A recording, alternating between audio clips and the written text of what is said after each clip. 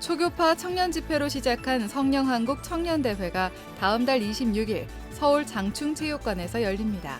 올해 10주년을 맞은 성령한국 청년대회를 한 달여 앞두고 기도로 대회를 준비하는 뜨거운 현장을 취재했습니다. 이단 신천지가 경기도 가평에 이른바 평화공원을 조성하고 있는 가운데 전국 신천지 피해자연대가 평화공원 조성을 규탄하는 집회를 열었습니다. 각 지역교회의 선한 사역을 소개하는 우리 동네 우리 교회. 오늘은 농촌마을의 어르신들을 섬기고 있는 대한성공회 원주교회를 찾아가 봅니다. 여러분 안녕하십니까? CBS 뉴스입니다. 2013년 초교파 청년 집회로 시작한 성령한국 청년대회가 올해로 10주년을 맞았습니다. 만여 명의 기독 청년들이 한자리에 모이는 성령한국 청년대회가 한 달여 앞으로 다가왔는데요. 성령한국 청년대회를 기도로 준비하고 있는 현장을 다녀왔습니다. 송주열 기자입니다. 평일 저녁임에도 200여 명의 청년들이 교회에 모였습니다. 가슴에 손을 얹고 기도하는 청년, 불끈 쥔 주먹을 들어올리며 찬양하는 청년. 각기 예배 모습은 다르지만 하나님을 찾는 간절함은 다르지 않습니다.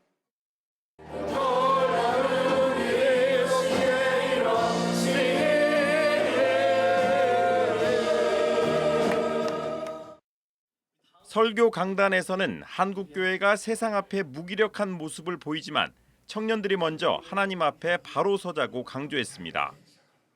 오늘 우리가 영적 대각성을 얘기하고 하기선교 120주년을 얘기하지만 정말 한국교회의 우리 젊은 세대부터 청장년 세대들이 내가 영적으로 무지했고 한국교회가 부흥되지 않는 것이 세상의 환경과 조건과 문화와 여러 가지 매스미디어와 안티기독교 세력이 아니라 오 주님 그 잘못이 바로 내 안에 있었습니다. 청년들의 신앙 회복과 교회 공동체 부흥을 위한 초교파 성령한국 청년대회가 한 달여 앞으로 다가왔습니다. 올해 성령한국 청년대회는 1903년 원산 대부흥운동의 불씨가 됐던 하디 영적 대각성 120주년을 기념해 열립니다. 성령한국 청년대회 준비 기도회에 나온 청년들은 무한 경쟁과 불확실한 미래라는 짐을 내려놓고 하나님을 바라볼 수 있게 해달라고 기도했습니다. 어떠한 일에든지 하나님께 참되며 하나님께 경건하며 삶의 기준이 삶이 되는 청년들이 되게 하여 주시옵소서. 말과 생각과 행동까지 하나님을 기준으로 삼고 순종하는 청년들 되게 하여 주시옵소서. 다음 달 26일 서울 장충체육관에서 열리는 성령한국 청년대회에는 만여 명의 초교파 청년들이 모일 예정입니다. 청년대회는 너희는 세상의 빛이라를 주제로 임재와 거룩, 선교, 파송의 테마에 맞춰 4시간 동안 말씀과 기도, 찬양의 시간을 갖습니다. 빛이신 예수님을 우리 청년들이 인격적으로 만나는 시간 되기 위해서 기도해 주시고요. 신앙도 회복되고 또 빛으로 회복된 자들이 어두운 세상 속에서 빛이신 예수님을 증거하는 것들을 통해서 우리 지역교회와 선교단체와 군인교회가 회복되는 부흥되는 역사가 일어날 수 있도록 기도해 주시기 바랍니다. 성령한국 청년대회 준비위원회는 1903년 원산에서부터 부흥이 시작된 것처럼 2023년 장충체육관에서 10,000명의 청년들이 한국교회를 깨워주기를 기도하고 있습니다. CBS 뉴스 송주열입니다. 이단 신천지가 경기도 가평에 이른바 평화공원을 조성하고 있습니다. 오늘 평화공원 인근 신천지 연수원에서는 신천지가 주최하는 간담회도 진행됐는데요. 전국 신천지 피해자연대는 평화공원 조성을 규탄하는 집회를 열었습니다. 보도에 한혜인 기자입니다. 이단 신천지가 경기도 가평에 조성하고 있는 이른바 평화공원입니다. 신천지 신도들이 평화의 궁전이라고 부르는 이만희 교주의 별장이 있는 곳이기도 합니다. 파란색 옷을 입고 모자를 쓴 인물이 무언가를 지시하자 주변 사람들이 허리를 숙이고 바닥을 정돈하는 모습.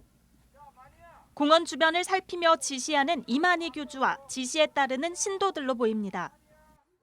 신천지의 이만희 교주는 종교 사기 중단하라! 중단하라! 중단하라!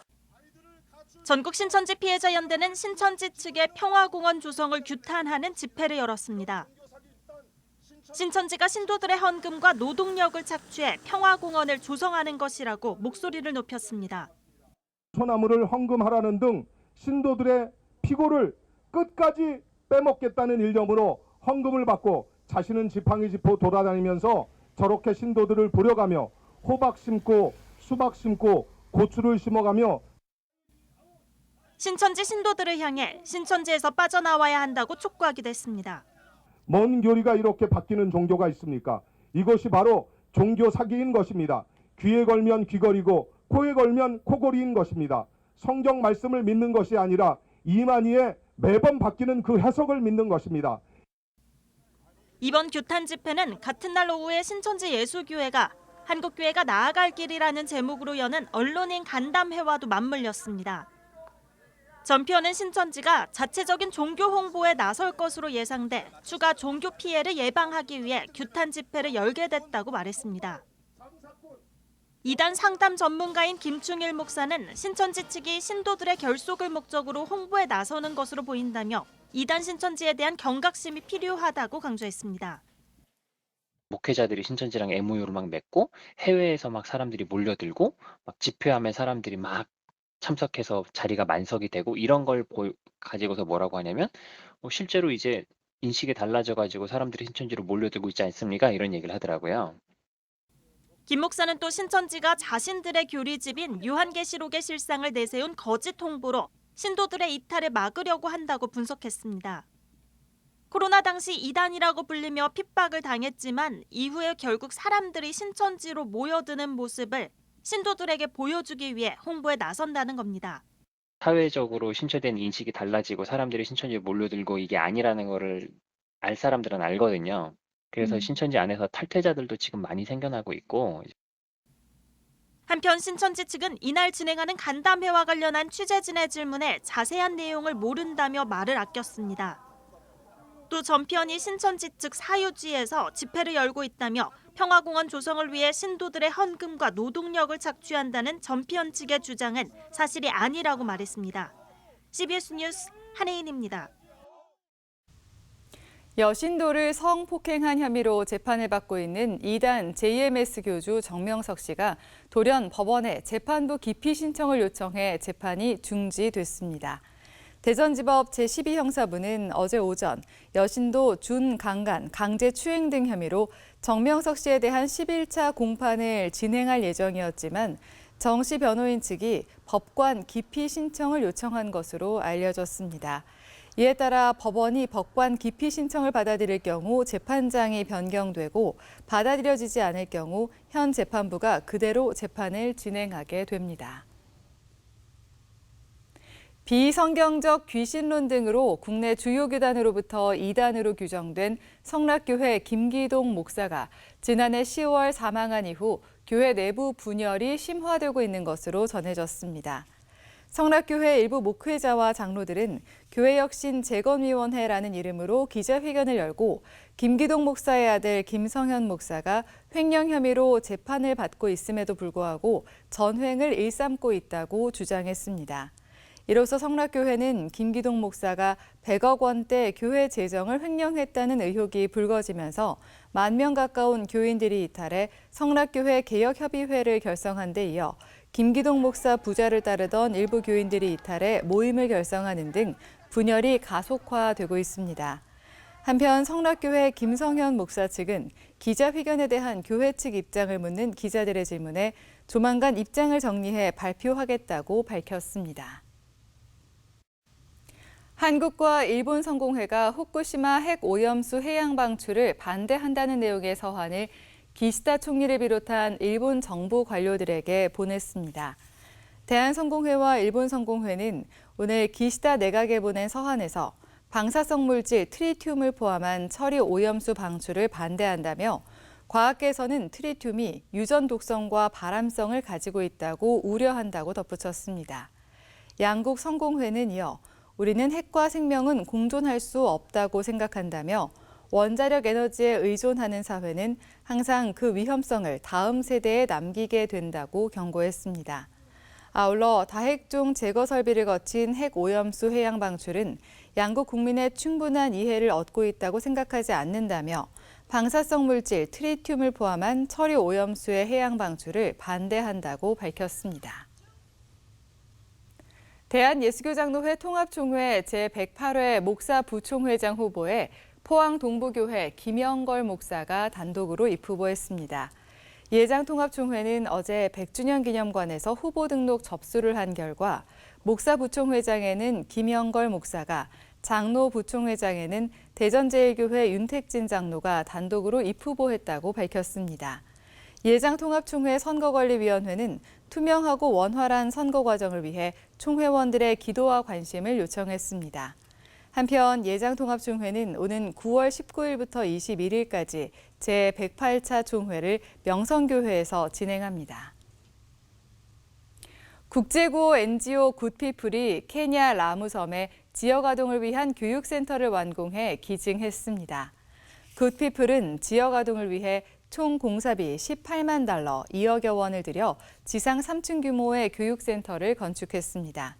굿피플은 교육센터에서 방과 후 교실과 예체능 교육 등 연령대에 따른 다양한 교육 프로그램을 운영할 계획입니다. 굿피플 이사장 이영훈 목사는 이 공간에서 라무섬 아이들이 꿈과 희망을 마음껏 펼치기 바란다며 어린이들이 안심하고 공부도 하고 놀기도 하는 공간이 되길 바란다고 말했습니다. 발칸반도 지역 한인 선교사들이 최근 선교사 자녀를 위한 연합수련회 발칸 MK 캠프를 진행했습니다. 정오의 빛이란 주제로 진행된 이번 캠프는 선교사 자녀들의 신앙 성숙과 교제를 위해 마련됐습니다. 51명의 선교사 자녀와 부모 선교사 등 총 90여 명이 참가한 가운데 참가자들은 말씀 묵상과 한국어 교육, 다양한 예능 활동을 비롯해 선교사 자녀로서의 고민과 비전을 나누는 시간을 가졌습니다. 불가리아 김아엘 선교사는 이번 캠프는 선교사 자녀들에게 한국인으로서의 정체성은 물론 사명자로서의 정체성을 길러주기 위해 마련됐다며 각 나라의 선교사들이 선생님이자 친구가 되어주는 특별한 수련회라고 말했습니다. 각 지역교회의 선한 사역을 소개하는 우리 동네 우리 교회. 오늘은 마을의 다양한 사람들과 공존하며 홀로 계신 농촌 어르신들을 섬기고 있는 대한성공회 원주교회를 찾아가 봅니다. 최종우 기자입니다. 강원도 원주시 호저면 주산리, 마을 안길에 자리한 대한성공회 원주교회. 대한성공회 원주교회는 원주 나눔의 집으로도 쓰여지고 있습니다. 이분이 신부는 성공의 원주교회에 대해 지역과 만나는 교회라고 설명합니다. 오고 가는 사람들이 많고요. 그리고 도서관하고 노인복지센터하고 들어와 있다 보니까 사람들이 문화 서비스든 뭐 사회복지에 관련된 여러 가지 서비스든 공간이 공유하는 여러 가지 종류의 기관들 때문에 공존하는 사람들이 되게 다양하고 다층적으로 시시각각 만나고 있습니다. 사제에게 허락받지 않아도 예배 공간을 쓸 수 있는 항상 열려있는 교회. 심지어는 라인 댄스 교실로도 내어주고 있습니다. 이렇게 주민들이 교회 공간을 자유롭게 사용하고 있는 데는 특별한 이유가 있습니다. 우리 교회가 처음 지어질 때부터 지역에 신자 아니신 분들이 헌금하신 비용이 꽤 많으세요. 그러니까 지역에서 어려운 이웃들을 위해서 공간을 내어주는 교회가 우리도 하나쯤 있었으면 좋겠다라는 원주 지역 사람들의 시민단체의 열망으로 보태져서 만들어진 공간이고, 게다가 성공의 원주교회가 건물 없는 교회로 시작해 누구보다도 공간 나눔에 대한 소중함을 잘 알기 때문입니다. 성공의 원주교회는 주민들과의 공간 나눔뿐 아니라 홀로 계신 농촌마을 어르신 50여 명에게 반찬을 직접 만들어 배달해주는 반찬 나눔 사역을 하고 있습니다. 매주 목요일 성공의 원주 나눔의 집은 어르신들의 반찬 만들기로 아침부터 분주합니다. 갖가지 밑반찬을 만들고 육개장을 정성스럽게 끓입니다. 나눔의 집 초창기부터 나눔 사역에 함께하고 있는 정종숙 센터장은 이곳에서의 일이 행복하다고 말합니다. 지금 24년째 이 일을 이제 하고 있는데 이 일을 함으로 인해서 제가 이 일을 안 했더라면 내 삶이 어땠을까라는 생각을 좀 하기는 하는데 지금보다 행복하진 않을 것 같아요. 노인 일자리 사업의 일환으로 반찬을 만드는 어르신들도 즐겁습니다. 없는 노인네들 해드리니까 정성껏 하고 즐거워요, 마음이. 주일마다 와 이렇게 하니까는 재밌죠. 뭐 노인네들 그렇게 뭐 해드리니까는 잘 약속이고 그러니까 좋아요. 집에서 놀면 또 적적한데 이래 와서 또 엄마들끼리 얘기도 많이 하고 이렇게 반찬을 맛있는 거 해서 드리니까 즐겁죠. 4년 동안 나눔의 집에서 반찬 배달 봉사를 하고 있는 박어용 씨. 장맛비가 쏟아진 지난 13일 오후. 나눔의 집에서 10km 정도 떨어진 102살 정모 할머니 댁을 찾아갑니다.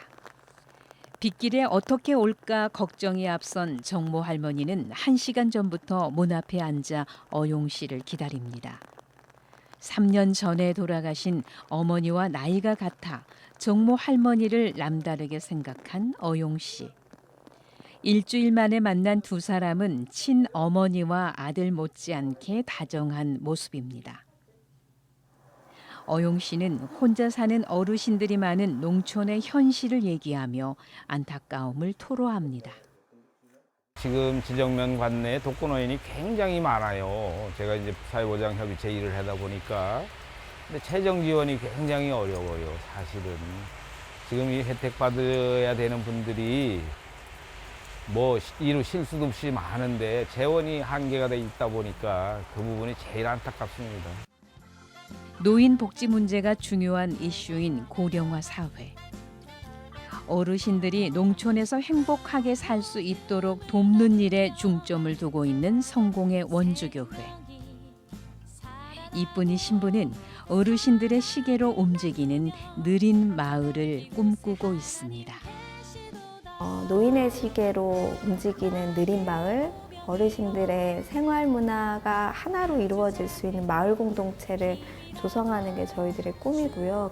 어르신들이 도움을 받을 수 있는 것들의 역할을 하고 그리고 적당한 서비스를 제공해주고 또 후원도 여기를 통해서 이루어지고 이러기를 바라서 느린 마을을 꿈꾸고 있습니다.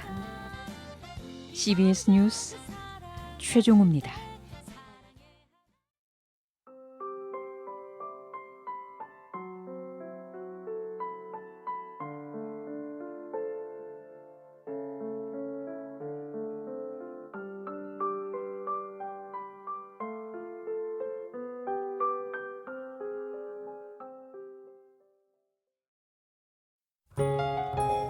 날씨입니다. 동해안을 제외한 대부분 지역에 폭염특보가 발효 중인 가운데 내일은 전국이 대체로 맑겠지만 남부지방엔 구름이 많겠습니다. 내일 아침 최저 기온은 20도에서 23도, 낮 최고 기온은 25도에서 33도로 매우 덥겠습니다. 이상으로 뉴스를 마칩니다. 시청해주신 여러분 고맙습니다.